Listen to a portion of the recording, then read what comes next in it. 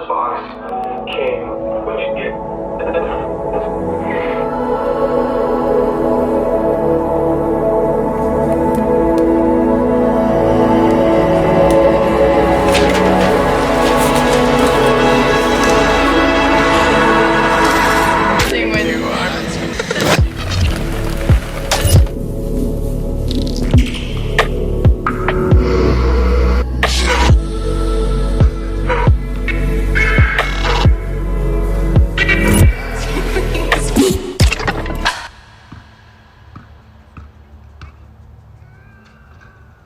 Why am I so picky on this shot? Oh my gosh, nah, it's okay, it's fine. All right. Ladies and gentlemen, welcome to another episode. So if you guys don't know by now, I'm very passionate on efficiency and productivity and creativity. And so there's always a source to everything. And so with all those things, there's a source which is waking up in the morning. I feel like waking up in the morning is basically the Kickstarter for anything you're gonna do in the day. Whether you even plan to be lazy or not, getting ready in the morning and how you do it, I feel has a very major impact on your life. Today, I wanted to break down with you guys my morning routine, how it works, and yeah. So let's jump right in. The moment I get up, I try to get up with a sense of urgency. Okay, not that urgent. I'm not like rushing to the hospital or anything, but like a sense of urgency in the means of I want to jump into the day versus dragging into it. I feel like when you jump into the day lazily and slowly, it becomes kind of a drag, and then that just kind of like ripple effects throughout your day. So I think this is a really good place to start. Making your bed. You guys have probably seen the Facebook video where like it's like the Marine or whatever, and he's like talking about the practice of making your bed. If you want to change the world, start off by making your bed. If you make your bed every morning, you will have accomplished the first task of the day. It will give you a small sense of pride, and it will encourage you to do another task, and another, and another. And if by chance you have a miserable day, you will come home to a bed that is made.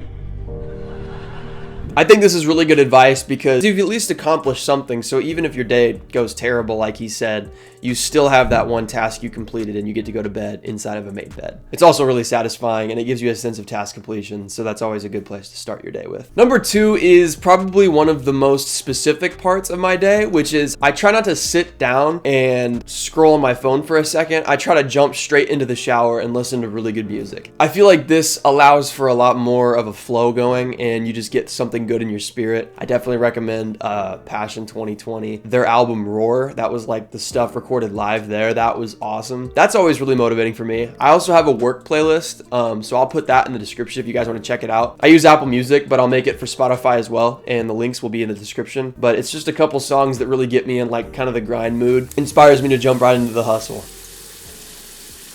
Now, before the hustle though, leads me to step 3, which is easy. I jump into getting coffee. Coffee is like one of the main things I start my day with. I used to do it with G Fuel, but I just haven't had G Fuel recently, so I've just been doing coffee and rocking with that.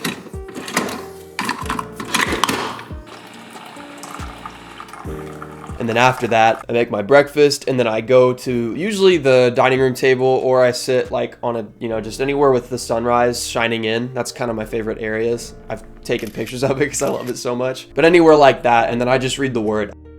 I try to dive into maybe like a book of the Bible, or I read some Psalms, or anything that applies to my life that I need for that moment to feed my soul.